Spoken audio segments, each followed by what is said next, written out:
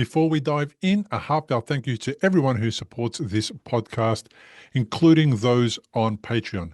Your contribution helps make these stories free and accessible to stroke survivors and caregivers around the world.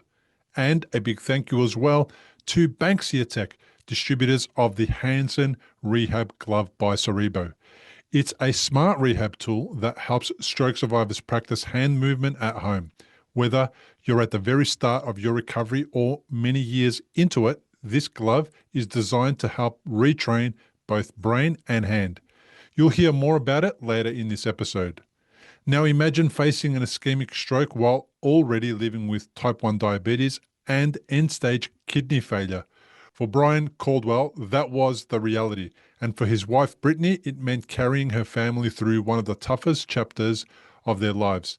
This is a conversation about survival, resilience, and the unexpected ways that life can be rebuilt.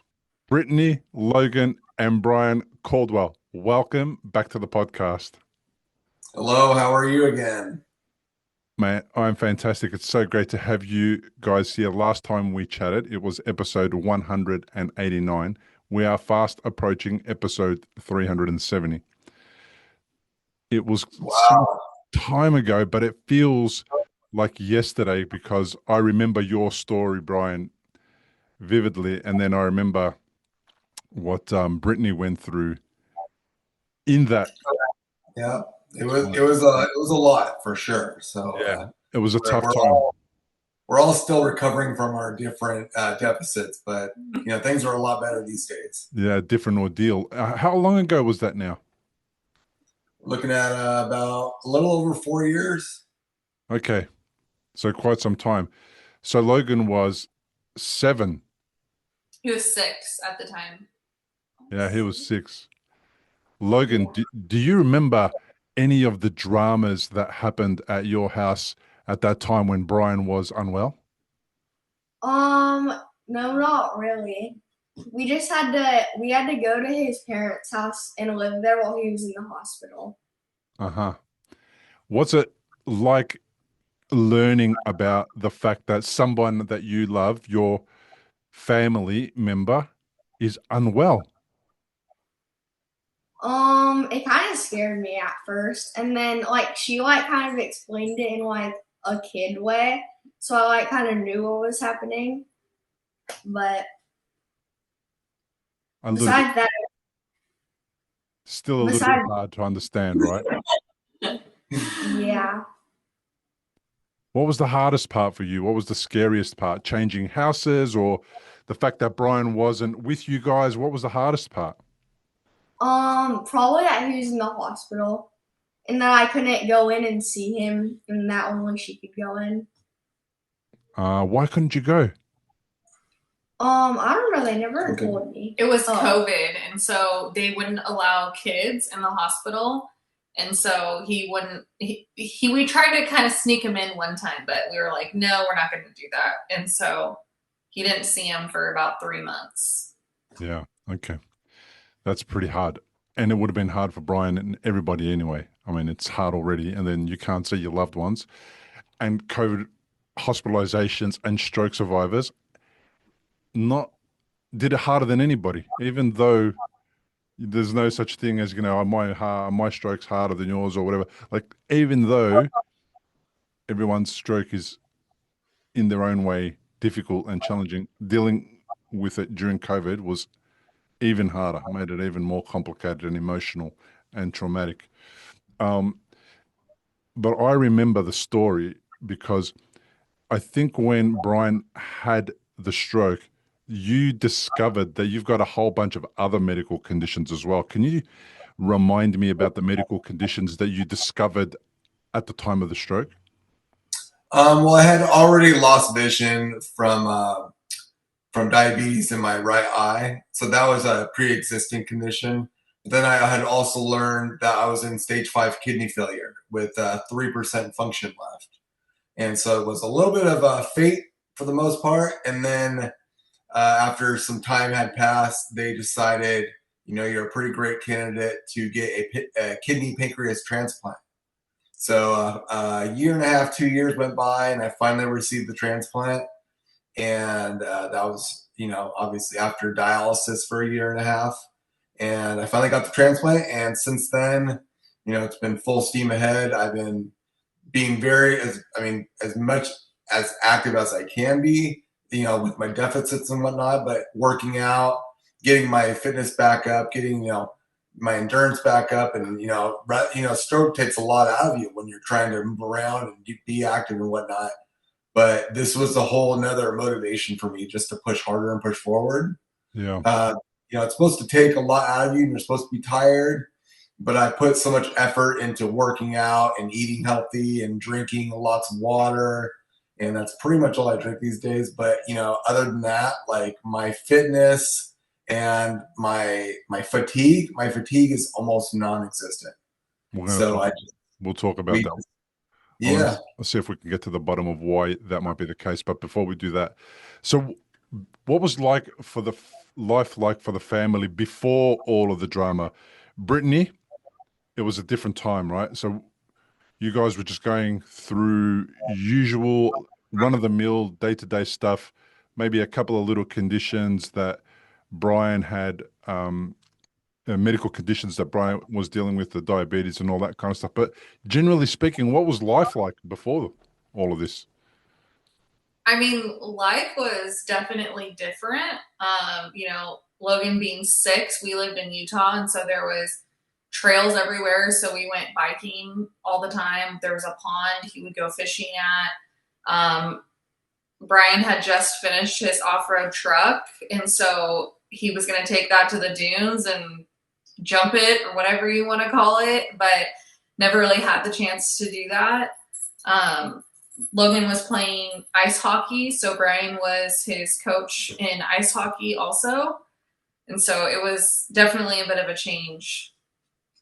Did you, looking back now that some time has passed, were there any warning signs that you might have missed just because you were unaware and you'd never been through these types of things before? I mean, for the most part, he had no symptoms. Like the doctors have talked about how kidney failure is like the silent killer because you really don't have any symptoms. I remember there was one night, and I don't know if it was a few weeks or a few months before his stroke, but he was out in like our loft area and he had a really bad calf cramp. And I was like, maybe you should go to the doctors. And he's like, no, what are the doctors going to do for a cramp? But one of the signs of kidney failure is you get cramps in your legs. And so, yeah, I think that would probably be the only sign. But who's going to know that? I mean, everyone gets cramps every so often. I know I get cramps. I've never considered once that it might be my kidney not working. Yeah. Yeah, so that's definitely a focus of staying hydrated these days. Yeah. Your type 2 diabetes. Logan, did you have something to say there? Were you going to say something? Oh, sorry, mate. I thought you were going to say something. That's okay. I'll keep going. Brian, did you look after yourself even though you were diagnosed with type 2 diabetes, or were you a little bit slack on the taking care of yourself? I was actually type 1, and I was definitely a little bit slack on taking care of myself.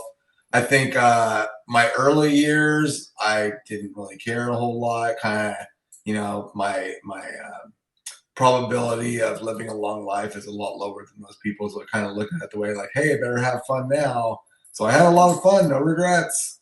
But definitely ate what I wanted to eat. Didn't stay as active as I probably should have. Had a really good time, but over the years I'd caught up, and the damage had already been done. So these days it's a lot. Put life into perspective. Yeah. Type 1 diabetes, how do you have to look after yourself differently from somebody with type 2 diabetes? Now, I believe that type 1 is something developed early on in life. It's usually called, in Australia, juvenile diabetes. Is that right? Correct. I was diagnosed when I was 6 years old, and I was supposed to watch my intake of sugar and my exercise and making sure I'm drinking lots of water and carbohydrates and nutritional facts. And I paid attention to it a little bit at first, and then over the years kind of faded away and didn't focus so much on the things I should have been focusing on. So, long-term damage had been done. So type 2 diabetes is the one where there's too much sugar, the body can't deal with it, it's having struggle with the insulin production. Type 1 diabetes is what exactly? We'll be back with more of Brian and Brittany's story in just a moment. First, I want to say thanks again to Banksia Tech for supporting this show. They bring stroke survivors the Hansen Rehab Glove by Cyrebo. With 6 therapy modes, including stretching, grasping, releasing, and even a patented mirror function that helps retrain your brain alongside your hand. It's safe to use at home and available internationally. You'll find links in the YouTube description and at recoveryafterstroke.com. And while we're on the subject of recovery, I want to remind you about my book, The Unexpected Way That a Stroke Became the Best Thing That Happened. Inside, you'll find real stories from survivors who found a way forward, not just to recover, but to grow. You can check it out at recoveryafterstroke.com/book. All right, let's get back to Brian and Brittany as they share how resilience, persistence, and family love kept them moving forward. Basically, almost zero production at all. So there's sometimes in type 2 where you might need to give yourself injections of insulin, but more than likely it can be controlled with medication or exercise. For type 1, usually it has to be highly, adjusted with insulin and whatnot. So you're taking a set dose every single day. And is that the set dose that you were missing out on?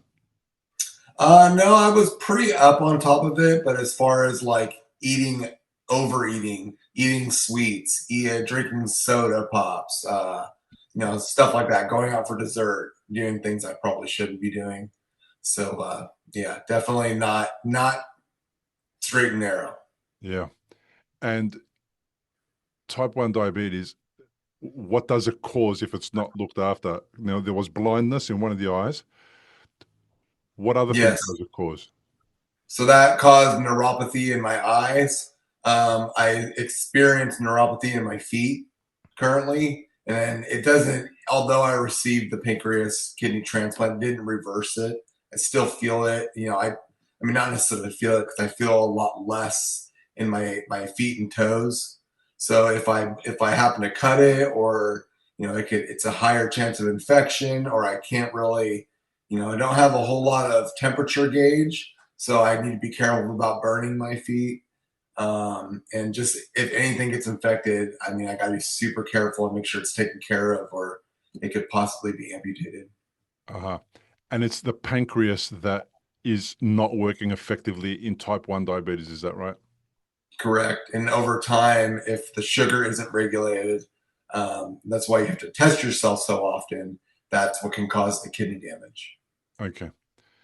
So, my gosh, as a kid, as a 6-year-old, get diagnosed with that stuff. It's going to be hard to track.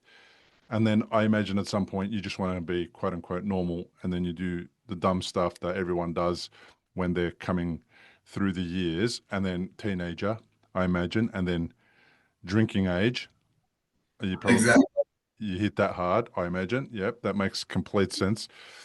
So it's really hard to opt out of that, though, to be that age and to opt out of it and not to do that because everyone is doing all of that. Yeah, it's kind of hard to kick yourself in the butt a little bit and do what you're supposed to do rather than going with the flow and having a good time. Like I try to look at things in a positive light and not dwell on the past and what I have done, what I could have done. I look forward to the future all the time, no matter what. Yeah. Brittany, can you describe the time when everything changed? That moment, like with the stroke and what happened? Are you still comfortable talking about it? Yeah, I think when he had a stroke, I was just in go, go, go mode, and it didn't feel real. Like I would wake up and be like, it was just a dream. And then I would wake up and be at my mother-in-law's house. I'm like, wait, this wasn't a dream that I thought. And so he had really bad pseudobulbar when he was in the hospital. And so his pseudobulbar in the hospital, at least, was he would cry all the time. Now he laughs all the time, which it's a good and a bad thing. But, so he would be super upset all day. And then Logan would be super upset not being able to see him. So I would kind of have to like put my emotions aside.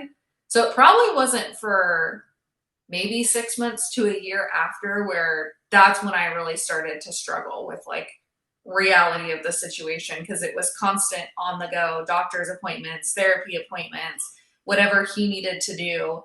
And then when it kind of slowed down, when he was just doing dialysis every day, then it was like, okay, whoa, like this is actually real life. And that was more of the time that Brian was coming around, and like more of his mental capacity, like his cognitive ability was getting better at that time. So he was like, I'm just trying to be positive all the time and you're just crying every day. And I'm like, it's hard. It was definitely difficult for me to understand. Yeah. And at the same time, you realize he had a stroke, but then you were told that he had kidney failure. Yeah. And the doctors, I remember when the first doctor at the initial hospital, he almost got mad at me because he said, how long has he been in kidney failure? And I was like, what? And he said, we can't even push contrast through to do a scan on his brain. And I said, okay, well, I was completely unaware of that. And I don't know that this is the best way to approach the wife of someone who just had a stroke. Like, that's insane to me. So yeah, we had no idea. But, when he got transferred to the other hospital, they immediately intubated him. They said he couldn't protect his airways anymore. They took him up to, the neuro ICU. And at that point, it was COVID. People were getting intubated. They weren't coming out of intubation. And so I was freaking out that he may not come out of intubation. They didn't know what was going to happen. And plus, you weren't allowed to stay overnight. They X'd that, even an ICU patient. So visiting hours were 9 to 9. So I would have no clue what would happen after hours until I would get there. And then I would find out, okay, there was nights that I wasn't there and he would pull out his feeding tube. And then they would have to replace it the next day when I was there. But these are things that I wouldn't know about. Mm. Did you go into any moments of denial, or this can't be happening, this isn't real, if I just pretend it's not happening, it's going to go away? Yeah, I think so.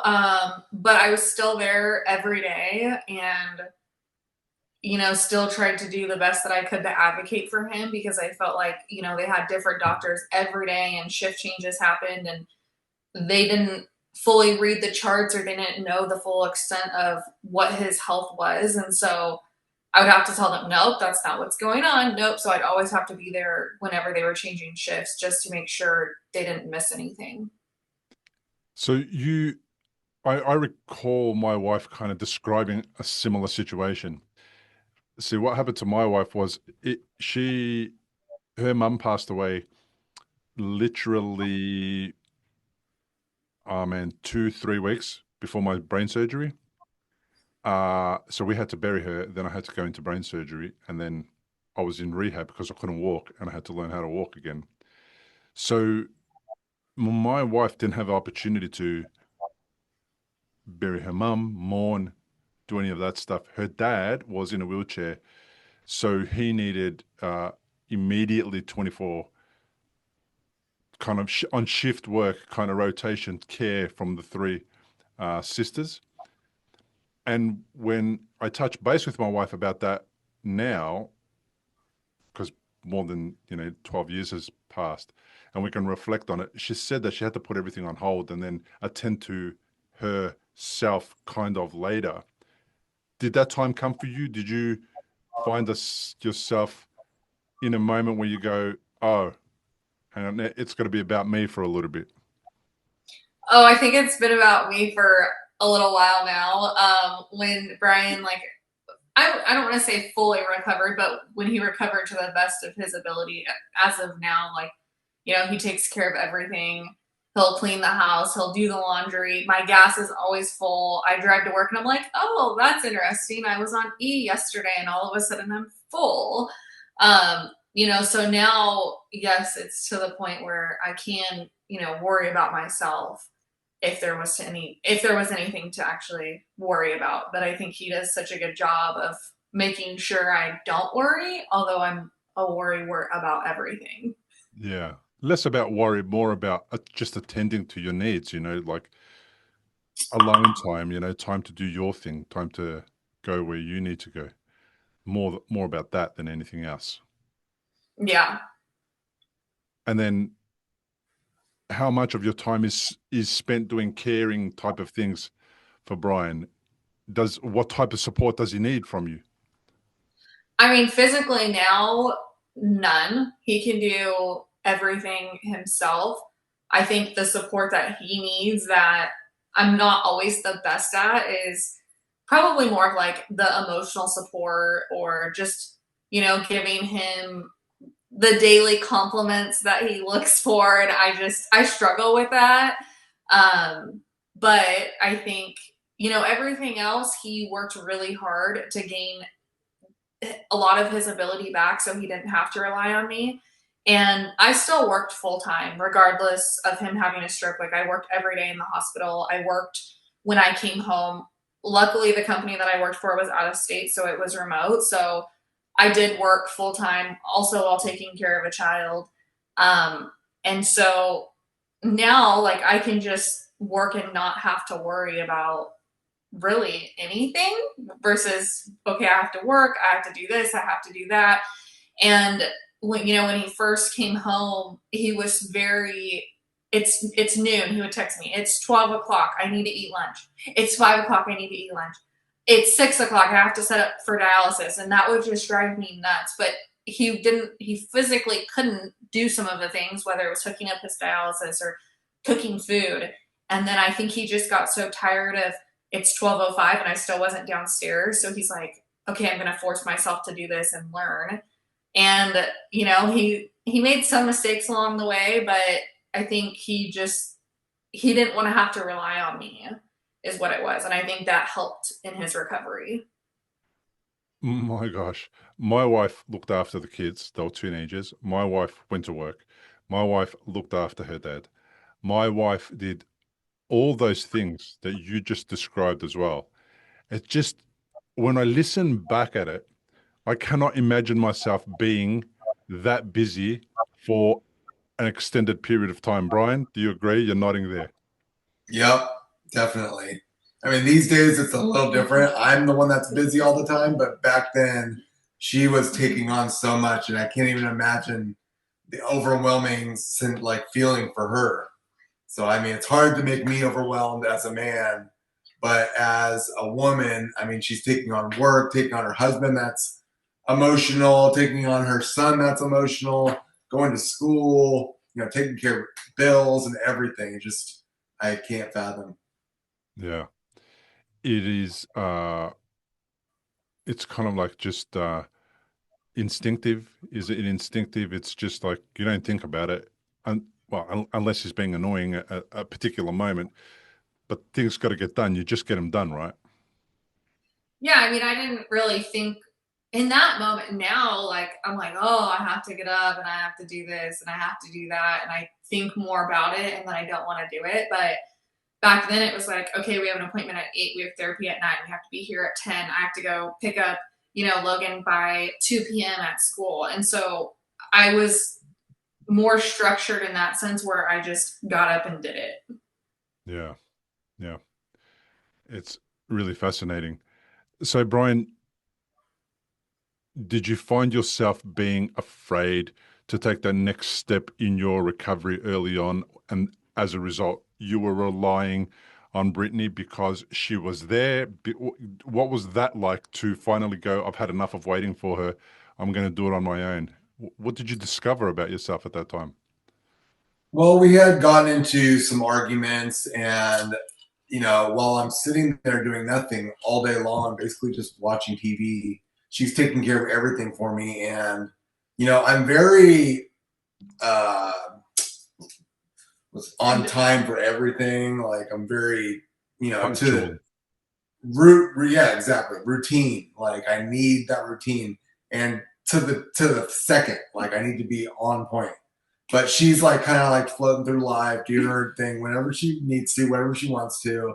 And I'm like, no, I need you now. And you know how stroke makes you very impulsive.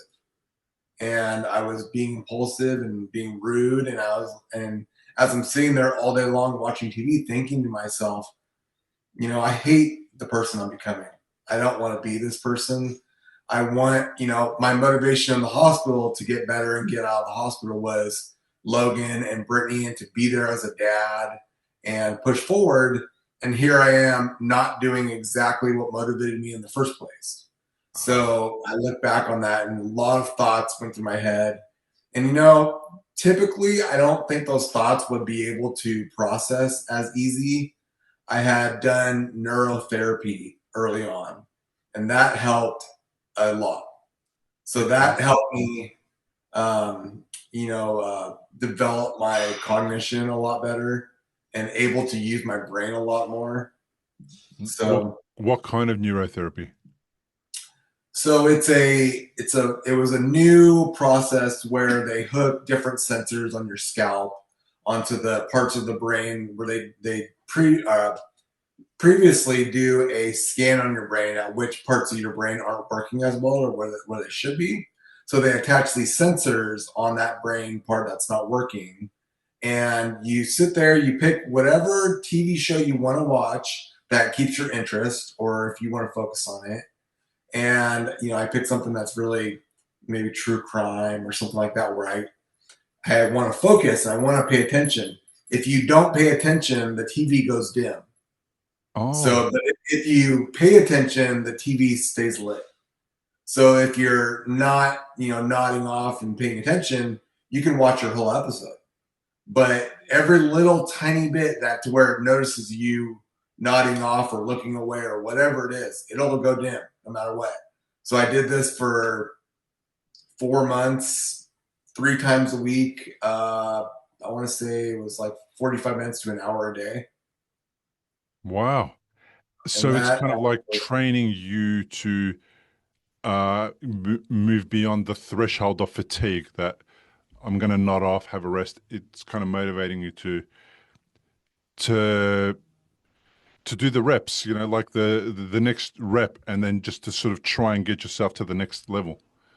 Exactly. And what turned us on to it in the first place was that it could, in certain situations where they have provided proof, has helped different stroke patients with any kind of function or movement. And that was kind of the excitement behind it. It didn't really help me gain a whole lot of function back, but it just helped my brain a lot more to maybe learn a little bit easier, maybe a little bit better. We heard that it helps with autism and different seizures and whatnot like that. So I just gave it a try. It wasn't covered by insurance or anything like that, so it did come out of pocket, but it was definitely beneficial. Took away, I mean, I was very anxiety filled for the first few months. I mean, driving was like the worst. I was always in my head. I can feel like I'm not going to fall out of the car, but there's always a feeling that you're going to fall out of the car. I don't know why. It just affected that part of your brain. So after the therapy, I mean, anxiety went away 90%. Wow. That's so cool. So what extent are your deficits? So originally it was the whole left side. But as a lot of work and a lot of rehab, this is like personal rehab because I graduated medical rehab and did that. And they said, you know, you're good to go. There's not a whole lot more we can do. And I kind of took that and said, you know, I'm going to keep on doing my own thing. I'm going to get stronger. I'm going to be more functional. I want Brittany to feel supported. I want her to be able to go do things with me. I want to be able to go do things with her. We can go out to dinner, to lunch, whatever. And I'm not such a big, you know, headache to her. It's like, you know, if you're taking someone that's running into everything all over the place, you know, he gets kind of burnt out on taking your handicapped husband everywhere. It's kind of making a scene. So I wanted to be as normal as possible. I'm still not normal by any means. Still impulsive, still have, you know, hardly any dexterity in my hand. I'm able to move my arm quite a bit more. I can walk. I just don't walk normal. I don't have any devices that help me walk or do anything. I manage everything on my own for the most part. Brittany and Logan, obviously the big motivation. We'll call them your team members, your supporters.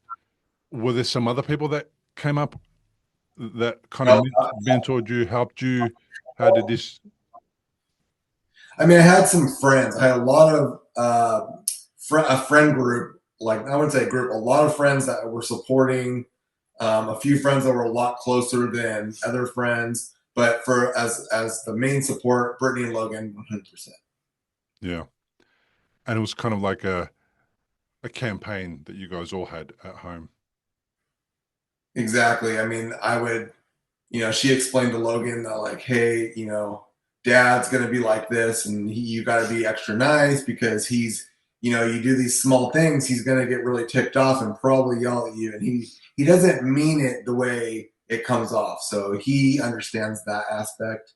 So I mean, in all honesty, it's kind of helped him mold who he is today because he knows exactly what to do and what not to do. He has a really strong conscience as far as the right things to do. Little kids just are so can be so switched on if they want to be, and when they're around adversity, they step up. You always see little kids step up and play a role that they're not meant to play. Sometimes even they just take on responsibility and they become stoic and they become unbelievably good at sort of working out the emotional stuff that we might not be really good at working out. They're kind of able to tune in a little better than what we can. Oh, definitely.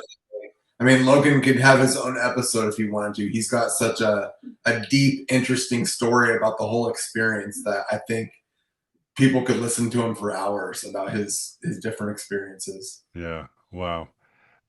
What motivated you guys to come on the first time?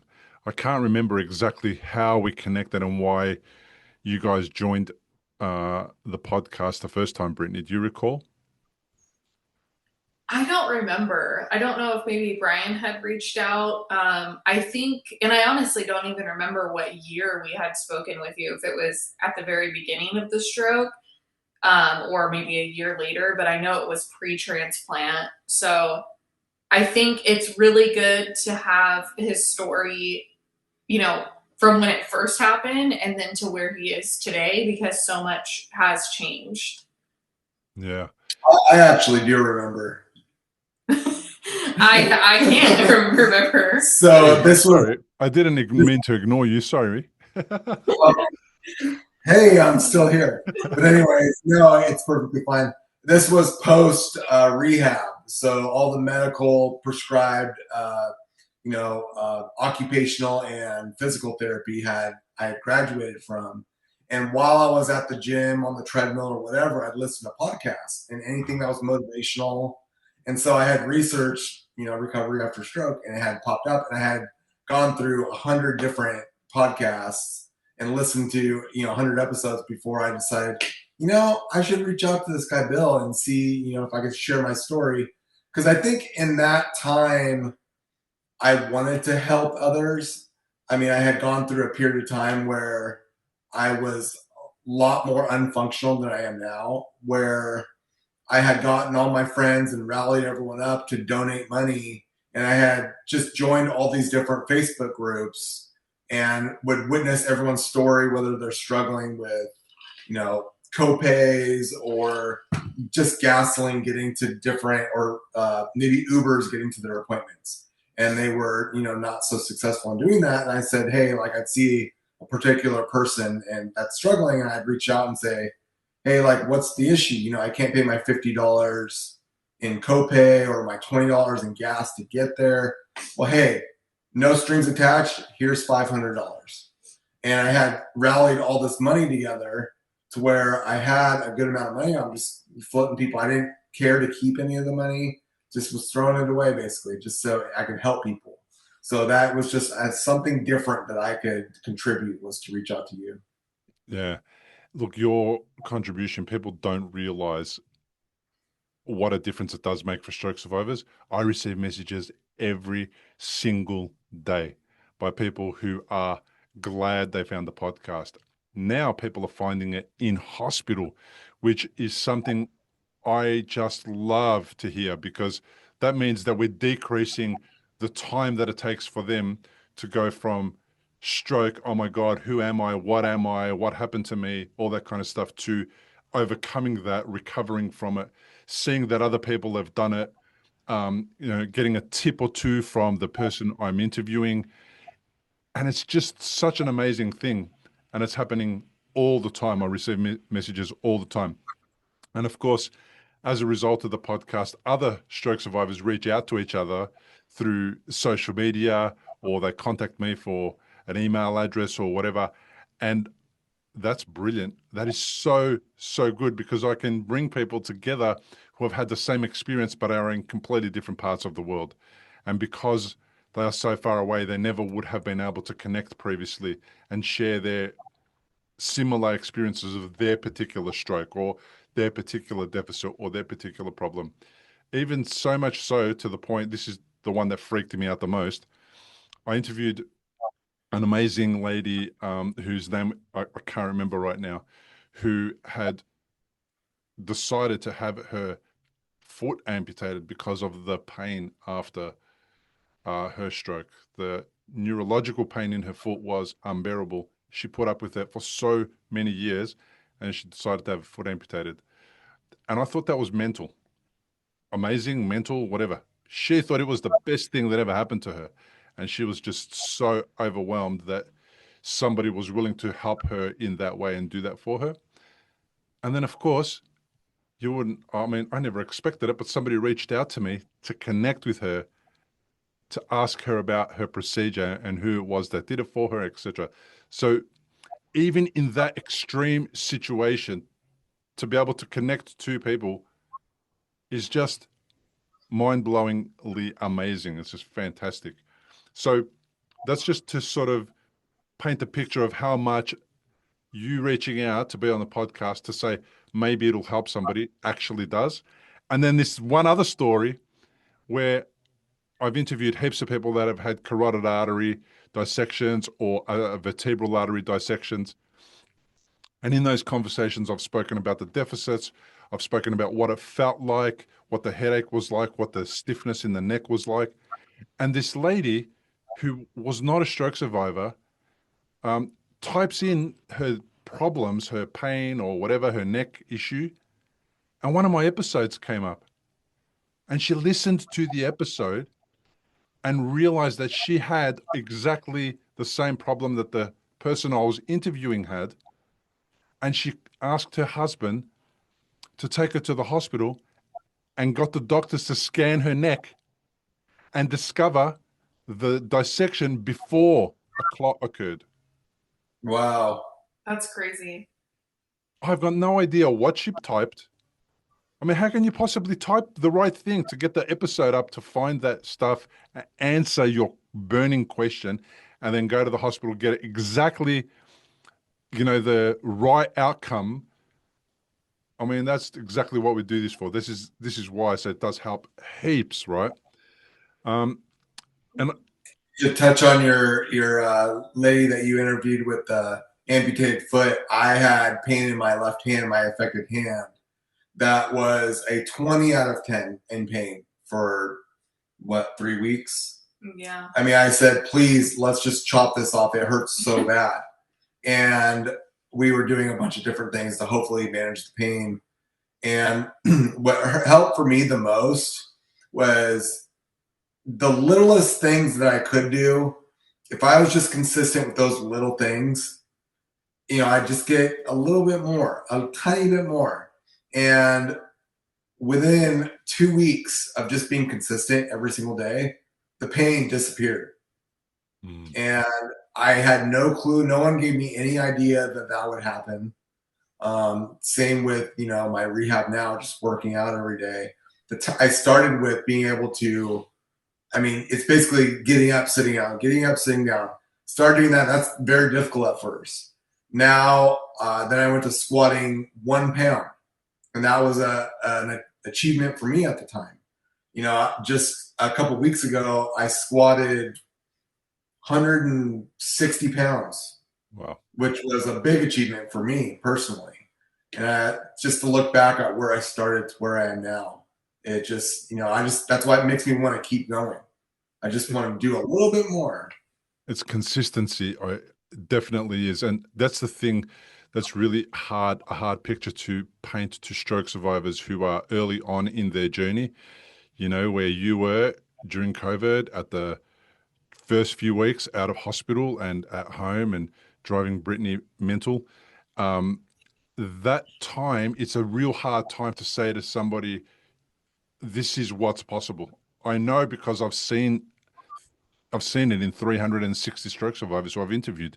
So like, you just have to do the work. You can't just expect it to turn up on your door and be ready for you to get back to normal. You have to work harder than you've ever had to work maybe, but you have to be consistent. You have to have habits that are good habits that serve you, not habits that are bad habits that don't serve you. And then things improve and you can have like more quality of life, a greater quality of life. And I know everyone has a different version of stroke, and some people start off with a really way worse version of it than others. I know that doesn't mean anything. Everyone can improve their situation by making some positive changes to their lifestyle, nutrition, mindset, physical, how physical they are, etc. You're a classic case of it because not only did you have a stroke, you have a new pancreas, you have new kidneys. I mean, you're a proper miracle person. Yeah, it's not necessarily even working hard. It's just showing up every day and just putting in the little bit of work, the consistent work. I mean, you can work hard, and after over time, I wanted to work harder. I wanted to make those big jumps in a little bit, maybe a big chunk of function, who knows? But you don't even realize it's happening, but the little bit you're doing, maybe a month or two goes by and you realize, I wasn't able to do that a month ago. Wow, this is working. But I mean, you look at a year in the past, and you're like, wow, it's gotten a lot better than it used to be, no matter what. And there's lots of regression from time to time, and that's just natural. But who cares? Keep going. Yeah, Brittany, is this the same guy you met, or is this a completely different version of him? Like, I know there's things that are familiar, you'll recognize about him that you fell in love with and all that kind of stuff, but are there two different versions of him, or is it kind of all molded into one, and this is an enhanced version, or even though he has deficits? Oh, I'm better looking now, for sure. No doubt, mate. Like a good bottle of wine. After the stroke, I had a hard time because I'm like, where did that person go, that I fell in love with? And he did a lot of off the wall stuff in the hospital, and he would always joke around. And it was always a joke that I said, if you ever lost your sense of humor, I would leave you. And so he always tries to be funny, sometimes too funny in not the right situations. It probably took, I want to say, 1.5 to 2 years. It took him to come back to the person that he was before, but different at the same time, where I would say more so now, like years later now, he recognizes, I shouldn't have done that before my stroke. Like, I'm going to do better now, and I'm going to change this. It's more of, I think, the near-death experiences that he probably had, where he looks at it in just a completely different way of life. So he tries to live the most positive way. We have neighbors, and one of the very first things that they always say is he's just always out doing stuff and on the go all the time, and he's just such a positive person for everything that he's went through. He actually mentioned that I'm the most energetic person that he's ever met. He's like, I can't do this. I need a nap during the day. I need 2 naps during the day. And I just, in my mind, I have so much to do. I have so much to take care of. I'm not working, so that means I need to switch roles and take care of the things that I can take care of. Yeah, I love that. You're not working in a traditional way, but you're doing stuff that needs to be done. It's no different to a mum, right, who's at home looking after the kids going, oh, I don't work. And everyone going, oh, well, she doesn't work. She mustn't do anything. But no, there's a ton of stuff that gets done. But it's just hard for people to wrap their head around what work looks like. And that's an identity issue that people have. If I'm not going to an office or to work or getting in a car, having to be somewhere by 9 and then home by 5:30, 6 o'clock. If I'm not doing that, that means I'm not being productive, constructive, or something like that. But you can be productive and constructive in many other ways. You can volunteer if you can for half an hour or even an hour a day. You can, or even an hour a week. It doesn't even have to be a day, but you can participate in different tasks to feel like you're working and being productive and constructive. That's and that kind of helps change your identity to see opportunities of what work could look like. It doesn't have to be the traditional form where somebody else makes the rules about how you turn up or what you do or how many hours you have to work for. You could change that. There's an opportunity there, but it takes a while for the adjustment to occur, and for people's identities to expand beyond, that question that we always answer when we meet people at a party. What do you do? And it's like, oh. And if you don't do something that's interesting to them, they move on to the next person. The conversation ends, and then they just go. That's really interesting. So, what's it like for you, Brittany, to observe the whole miracle of medicine from an outsider? Firstly, diagnose, fix up, work out a stroke. Then deal with pancreas, kidney failure, and all that kind of stuff.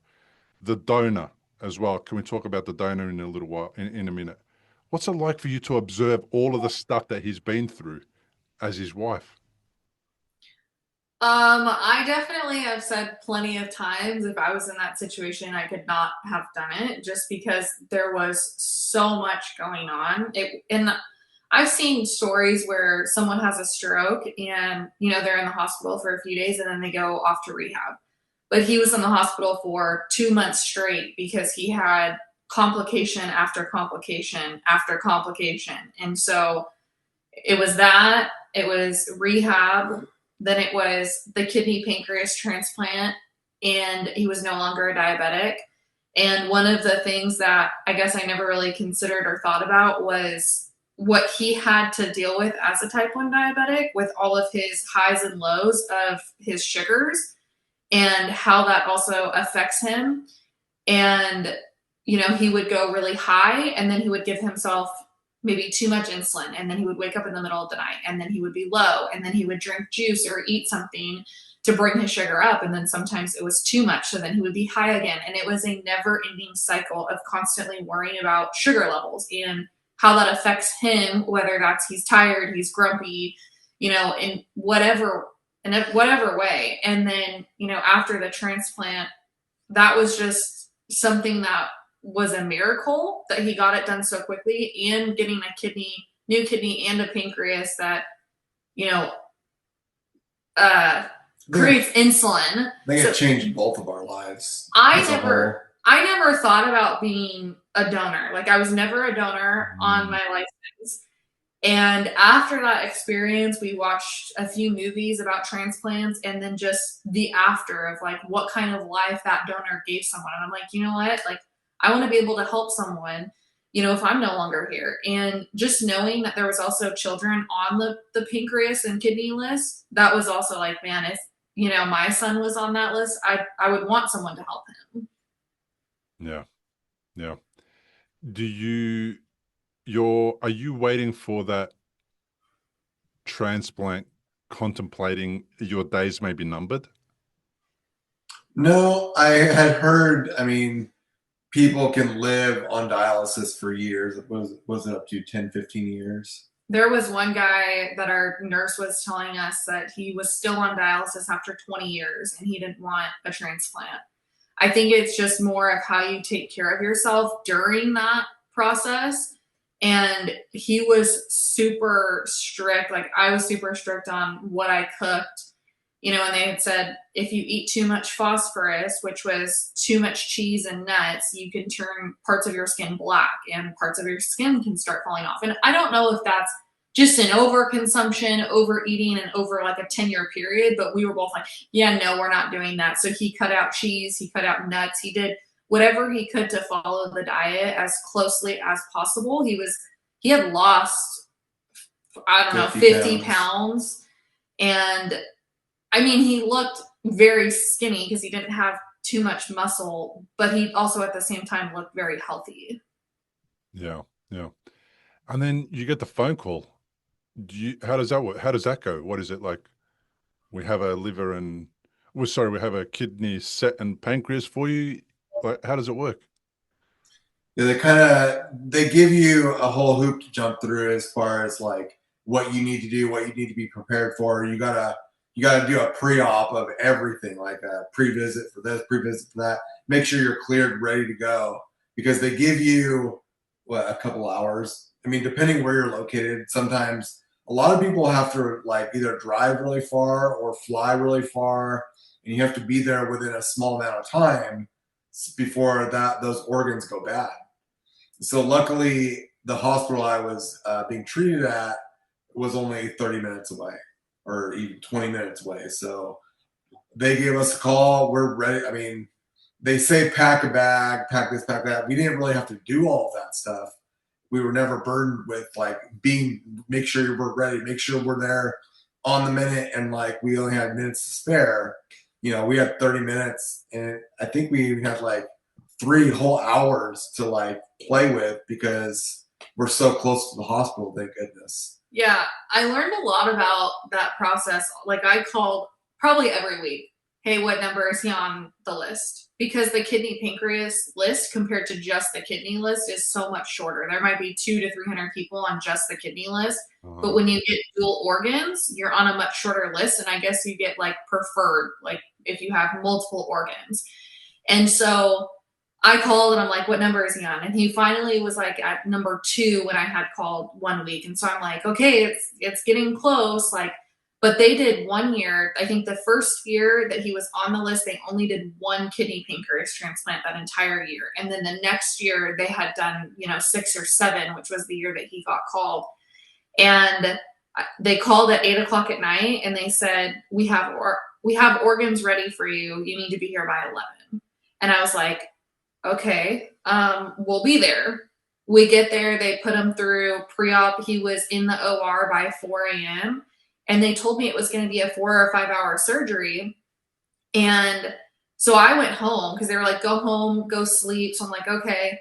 By the time I got home, I laid down for probably 20 minutes and they said that he was out of surgery already. So it was a very quick surgery. But I drove back down there and then they started freaking me out because apparently because he had type 1 diabetes for 30 years, he had a lot of this. So they attached his kidney into his left leg artery.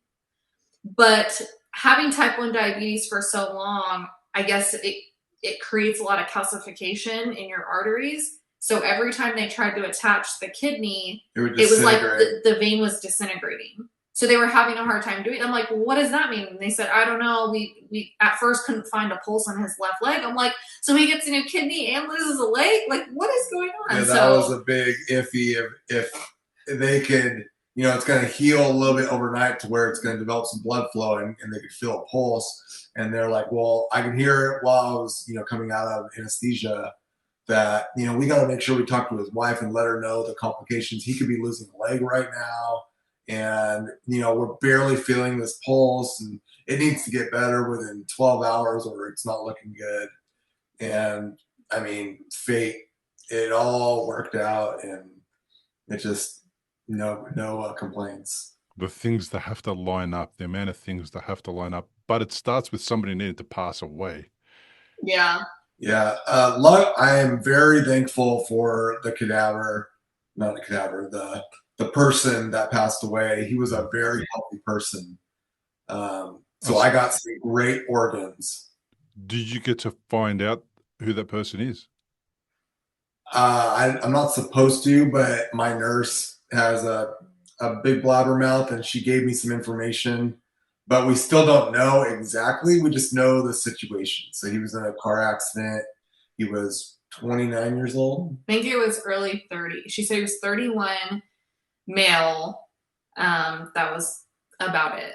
And typically you get 30 to 40% kidney function with whoever is donating. And as mine was in, I mean, the first few weeks after the post-op was like 75 or so. And then after that, a lot of recovery. I had jumped up to like 90, 95, 100% almost. So I still am floating around 90, 95% still. Wow.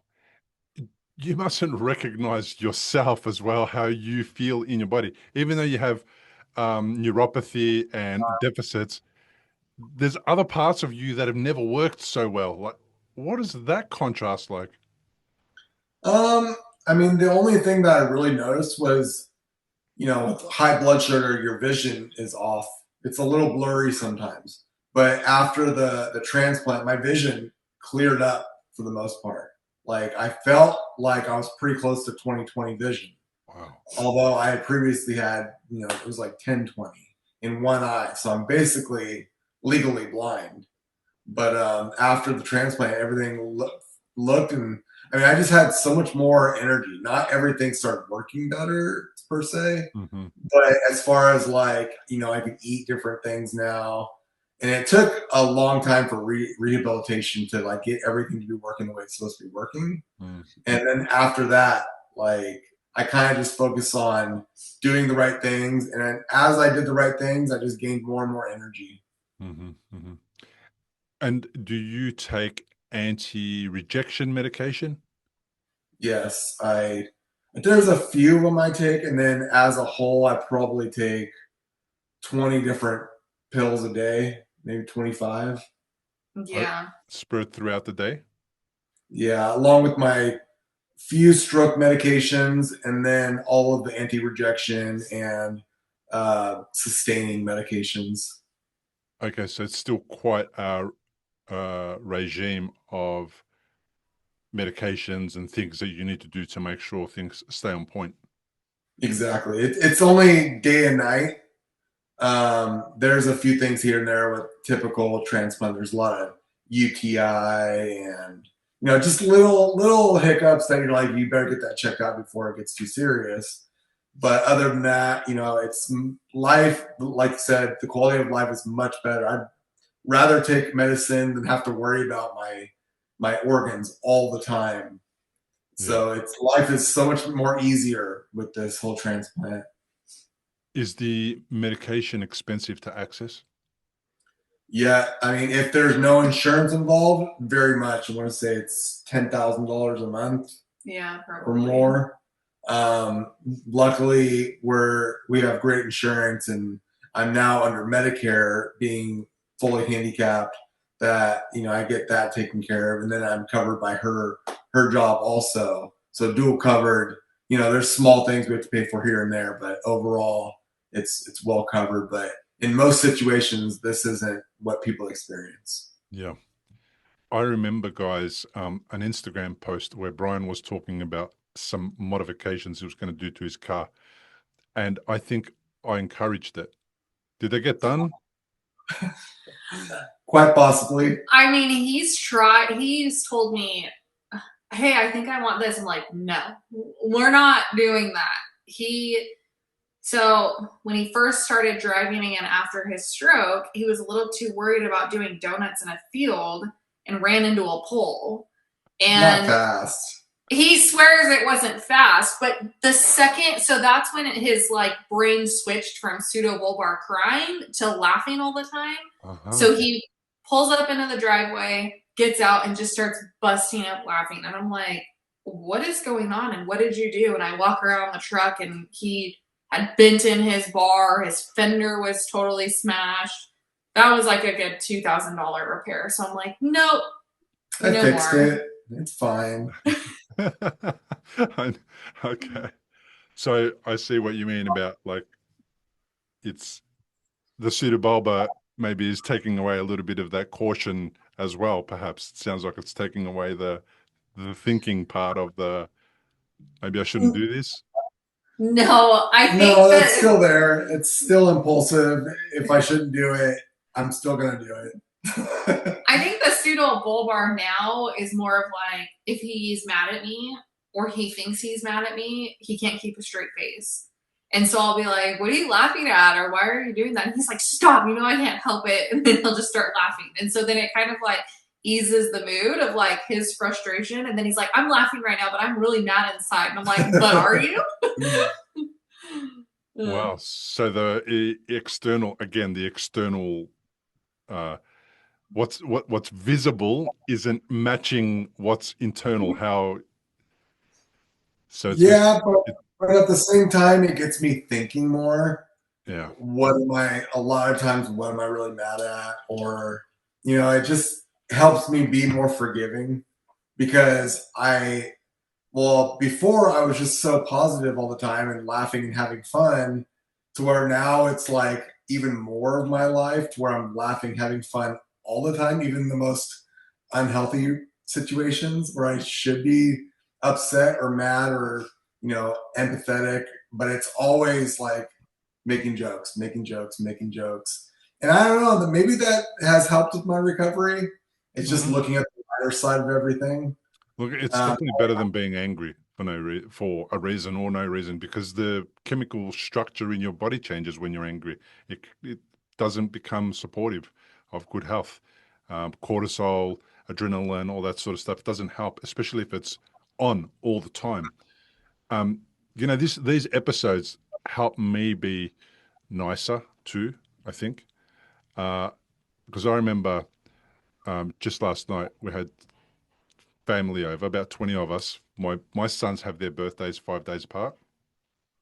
One of them turned 25 yesterday, and the other one turned 29 5 days ago. And they both don't live at home, but they kind of said, should we get together for our birthdays? I said, yeah, we should get together, and invited just the direct family, my wife's sisters, my brother, my parents, and the kids from those families, and girlfriends, like that's 18 people. And it's a Thursday night, so things get, and it's a bit hard. Everyone's been at work all day. Everyone's probably dead tired. My wife's at work, so I'm preparing everything, picking up, running around, doing all that stuff. And then they all hang around and no one leaves. They're still here at midnight. And I kind of want to send them off, but I didn't say anything because it's a birthday party, right? What are you going to do? Just kick people out? Anyway, so I went to bed cranky. And my wife went to bed wiped out, like completely exhausted. And then I had 3 hours sleep, and then I woke up to go to the toilet and I didn't go back to sleep. So I am completely depleted. So then my wife wakes up at 5:30 or 5:40 in the morning to go for her morning walk. And then the cat won't stop meowing. She just starts meowing and won't shut up, which means that my alarm was supposed to go off at 6:30. So I do have some like in and out of consciousness for a couple of hours just before my alarm. And then the last 45 minutes, my cat ruins it by meowing and being an idiot. So then I woke up and I'm completely grumpy. And I did not greet my wife appropriately in the morning when I woke up. And when I left to go to set up my guys, I've got some guys doing some work nearby. When I went to set them up for the day, meet the client, etc., I left the house being a bit grumpier or just, sleep deprived or all those things that happened. And I'm reflecting on it as you're telling me your story about how you are probably, I don't know what you said, nicer or something like that. And I reflect on how I behave based on how people tell me about their behavior and what's appropriate and what's not appropriate. And it allows me to be a better person. So this is like my therapy session as well. So speaking of animals, your cat, ironically, after Brian got his transplant, about 6 months later, we found out our 11-year-old dog was diabetic. So Brian got rid of his diabetes, and then we have a dog that has diabetes. So we had to manage her food. We have to give her insulin, but she knows her schedule. So if you're not up at 6 a.m., she's barking at you every single day for the last 2 years. But that was part of what was part of my routine, was mentally to get up, feed the dog, and that's usually when I would start my workout. Get the dogs all taken care of and go up there, lift my 2-pound weights, my 3-pound weights, whatever. And just the routine. Do the work. Like, you don't gotta work hard, just show up. And you and the dog are on a similar routine. no doubt. But I mean, that in itself is just something that was something that I clicked with, and I'm holding on to that. So every day still, until she passes, that's my routine, to get up every single day, take care of the dogs, go do my workout. And then these days it's take care of the dogs. And then by that time, my son's waking up for school. So I either have to go take him to school, go get her coffee, whatever I'm going to do, because she's not going to wake up for another couple hours. But my job is to take care of everyone in the morning. What a slacker. Couple of extra hours. Oh my gosh. How dare. You know, when I wasn't working, when I wasn't able to work after I got home after brain surgery, it was really important for me to look after the family, make sure that the kids were ready to go to school. They had, you know, their little bits and pieces, whatever they needed. And then when my wife got up, had breakfast and all that kind of stuff, and then left, I tidied, vacuumed. Again, you know, I couldn't walk properly still, and I wasn't that active, but I could do the chores as slowly as I needed to, but I could get them done by the end of the day. And then it was really important for me to have the meal prepared when everyone came home from work. Now, they didn't appreciate it like I did.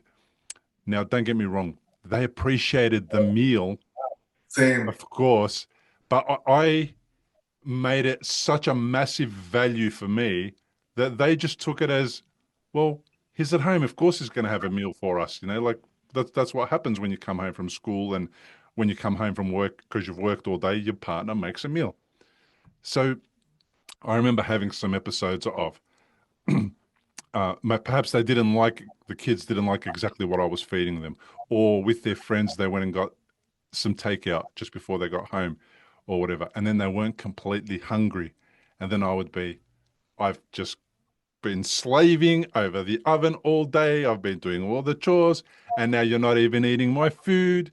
And I became that guy. I became the whinging parent, partner who, in my attempt to make it, you know, what I valued, you know, something make them value the same thing that you value. Yeah, I made it about me. It stopped being about them. I made it about me, and then I was whinging because I wasn't being valued. Where, of course, they went back to normal. They just wanted to be normal. They wanted to go to work. They wanted to go to school. They wanted to come home. They didn't want drama, stroke drama, and all this stuff. But I couldn't.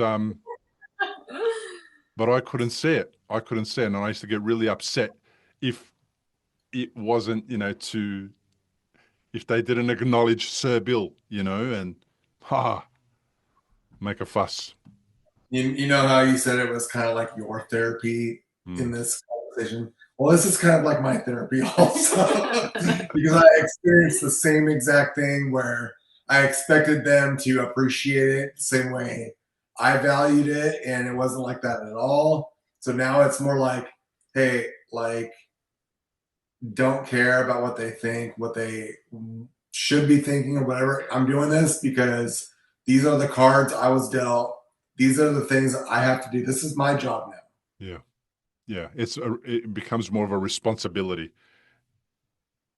which So yeah, which it's more like everyone's able to do their thing, yeah. whatever it's work, school, whatever. I have to be the grease that greases the gears. Yeah. Yeah. I love it. It's finding your place again, and then doing it wholeheartedly and not expecting all the fanfare afterwards, just because you did your bit, Um, I but never really grieved after my stroke, like everyone says I would be. But that's the one thing I struggled with was seeing perspective of what I see compared. I want people to understand what I see, mm-mm, and that's just not the case. They're never going to understand. mm-mm, I mean, yeah, you can have similar stories of different stroke patients, and they'll understand a lot better. But no one's going to understand you exactly how you're feeling. yeah, yeah. Brittany, from a partner's perspective, there'll be partners listening to this now, probably, with the stroke survivor, caregivers, partners, they'll be listening to this. What would your advice be to someone who's a partner who's going through this right now? Man, that's a tough one. I have really had to kind of try and understand from his perspective because, like we were just talking about, being valued. And he would be so upset if I didn't say, thank you for doing the laundry today or thank you for doing the dishes. And in my head, I'm like, you did an adult chore. Like, congratulations. You want a reward? Like, why are you wanting so much praise for that? But I then do. at the same time, for a long time, I had to realize, like, okay, it takes me no effort, little to no effort to do the dishes or cook dinner, but it takes him 10 times more effort than what it would have taken me. And so, I mean, I've struggled with that this entire time where I don't always see it from his perspective and what he's trying to say and, understand from that. Um, at least in my situation, it does get better. As long as the recovery is still continuing and the person who had the stroke is still wanting to get better, on a day-to-day basis, because that's really what's going to change the overall outcome of the situation. It's about both of you getting better, recovering, growing Yeah. at the same time, isn't it? Yeah, definitely. What about you, Brian? All of the stuff that you've been through, you've probably got, I'm going to use a big word here for you. Maybe it's not true, but we're going to apply it to each other. Wisdom. You got some wisdom about life now and about how to tackle these things. What wisdom would you like to impart on people that are going through it right now? Not trying to drill into your partner or any kind of person's head about seeing it from your perspective. That's just one thing that's separate. But the thing that really helped me the most was celebrating. I mean, you can't celebrate physically or with your partner or whatever. If something mentally you feel like you're achieving or you've had a win in any way, like you did the dishes for the first time, you vacuumed for the first time, you drove for the first time, whatever it may be, celebrate it mentally. If it pumped you up, like let that keep you going. Yeah, that's really good advice because you can celebrate little things. People will celebrate tying their shoelaces again for the first time, or putting a band, a hairband around, their daughter's hair or whatever, or helping one of the kids do something that they haven't been able to do for a while. They are such important things because it starts to sort of create a glimmer of hope of, well, if I've done that, what else can I do now? And Exactly. I think sometimes it'd be great if the caregiver had that awareness to sort of say, do you know that X time ago you weren't doing that, or you weren't able to do that, or when you weren't capable of that? I think that's kind of how you can motivate somebody with very little effort, is just say, you know, 3 months ago, you weren't doing any of that. Now you're doing all of that. Sometimes the stroke survivor doesn't see it. I didn't realize my speech was improving. Of course, my wife did, but she didn't say, by the way, your speech is much, much better. My psychologist did, though. She said to me, oh my gosh, since the last time I've seen you, you're speaking much better, more clearly. You're finishing your sentences. You seem to be getting stuck less in your thoughts before the sentence comes out. And that was really helpful. That was really something that made a big difference. Just bringing into my awareness what I didn't notice. I think that's what you're saying, and then celebrating it. I think as a caregiver, sometimes when you're in that situation day to day, you don't necessarily recognize it, where someone who doesn't see you as often might recognize it quicker. It's kind of like Logan. If someone doesn't see him for a year and they see him, they're like, wow, you've grown so tall. Whereas there's a lot of stuff happening that he was doing that probably should have been, celebrated. But looking back now, it's like, yeah, there was a lot of, he got on a dirt bike when he probably shouldn't have. He rode a bicycle fairly quickly. He laced up, Logan's shoes. There was just a bunch of little things over time that he probably mentally took a note of and celebrated. Whereas I watched him do all of it. It just, I don't know, it just almost sometimes didn't seem like reality, like he didn't know how to do it and was relearning all of it. Yeah.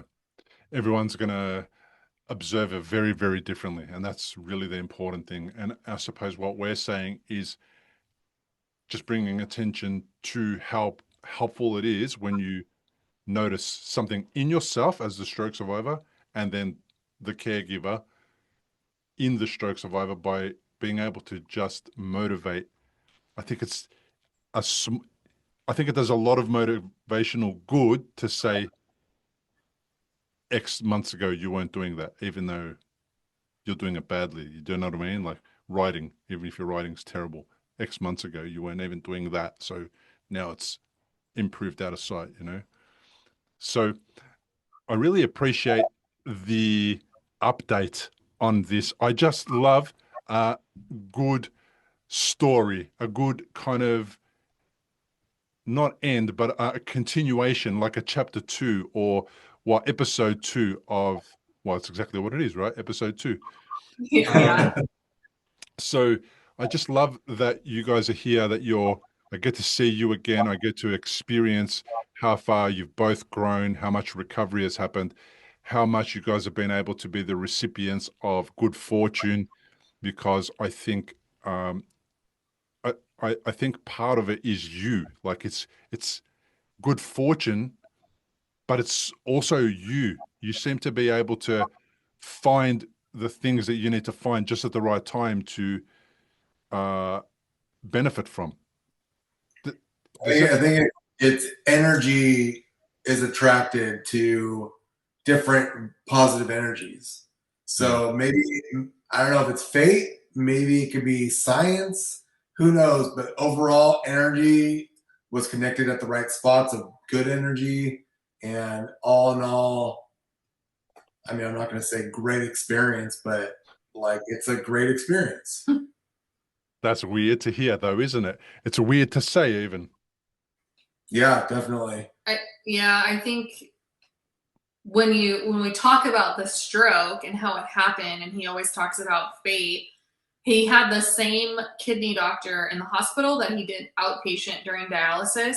And I didn't, I guess, recognize how bad it was. And she saw him for one of the first times that he was out of the hospital. And she goes, wow, you look so good. And she had basically said, we were waiting for you to just die in the hospital because your kidney function was so bad. And so she goes, to see you walking today is a miracle. And so fate, like, again, they had said if he didn't have the stroke, he would have died in his sleep.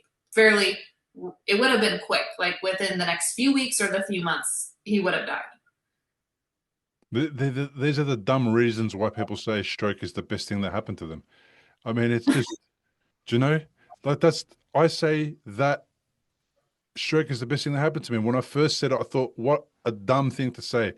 And when I've shared that with some people have taken that really badly. And it's not that I am encouraging people to have a stroke and the only way to discover your kidney failure is through stroke. And, like, clearly look after yourself, go to the doctor, get your regular checkups, do all of that all the time. But I don't know, like, oh my God, I wouldn't change it. I don't know if I would. It's weird to say. The perspective on life is totally different Mm. than it was before my stroke. And I'm sure a lot of different survivor strokes that I couldn't look at life the same way as I did 10, 20 years ago. Like, I just went day to day, did my routine of work 9 to 5, basically, and not trying to be or do more, just kind of being complacent. And now I'm not complacent. I want to do the most. I want to make the most of not my life, but my situation. And I'm not just, my goal isn't just to motivate people. It's to make a better situation for my family, for myself. Like, I don't really focus on anyone else. When I have extra time, I love to focus on other people and give them my attention and do what makes me feel good, as that makes you feel fulfilled to do that type of stuff. But overall, it's for me and my family. That's all I really focus on. I love it. And you know what it is, Brian? It's a great example. So when Logan goes through his own life and has adversity, and he can sort of go, well, how am I supposed to tackle this?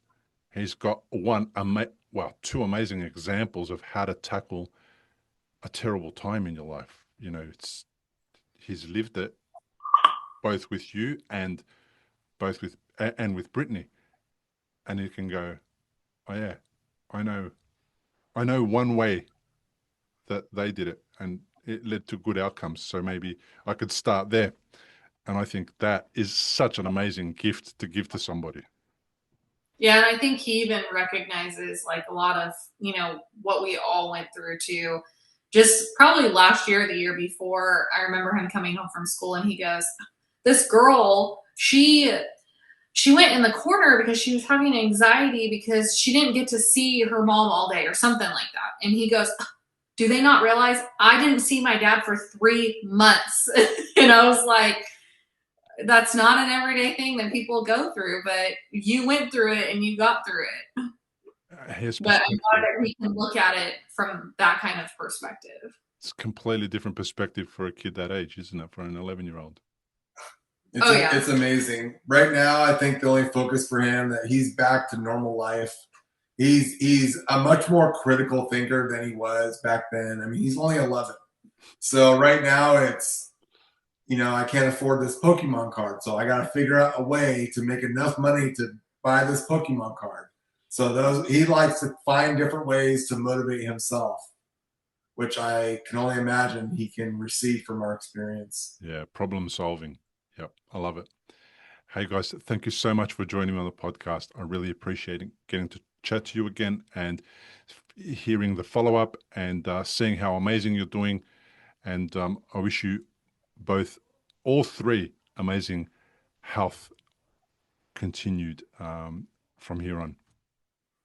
Well, nice talking to you, Bill. Good to see you. It was nice to chat with you again. Well, that brings us to the end of this episode. I want to thank you for being here, whether you've subscribed on YouTube, left a review on Spotify or Apple Podcasts, bought a copy of my book, or simply chosen not to skip the ads. Every bit of support helps this podcast reach survivors who need it most. And a special thanks to my Patreon supporters. You're helping me keep this work going, one conversation at a time. If you'd like to join us there, you can find the link at patreon.com/recoveryafterstroke. Remember, recovery isn't about going back to who you were. It's about discovering who you can become. Keep enduring, keep becoming, and I'll see you in the next episode. Importantly, we present many podcasts designed to give you an insight and understanding into the experiences of other individuals. Opinions and treatment protocols discussed during any podcast are the individual's own experience, and we do not necessarily share the same opinion, nor do we recommend any treatment protocol discussed. All content on this website and any linked blog, podcast, or video material controlled this website or content is created and produced for informational purposes only and is largely based on the personal experience of Bill Gassiamis. The content is intended to complement your medical treatment and support healing. It is not intended to be a substitute for professional medical advice and should not be relied on as health advice. The information is general and may not be suitable for your personal injuries, circumstances, or health objectives. Do not use our content as a standalone resource to diagnose, treat, cure, or prevent any disease for therapeutic purposes or as a substitute for the advice of a health professional. Never delay seeking advice or disregard the advice of a medical professional, your doctor, or your rehabilitation program based on our content. If you have any questions or concerns about your health or medical condition, please seek guidance from a doctor or other medical professional. If you are experiencing a health emergency or think you might be, call 000 if in Australia, or your local emergency number immediately for emergency assistance, or go to the nearest hospital emergency department. Medical information changes constantly. While we aim to provide current, quality information in our content, we do not provide any guarantees and assume no legal liability or responsibility for the accuracy, currency, or completeness of the content. If you choose to rely on any information within our content, you do so solely at your own risk. We are careful with links we provide. However, third-party links from our website are followed at your own risk, and we are not responsible for any information you find there.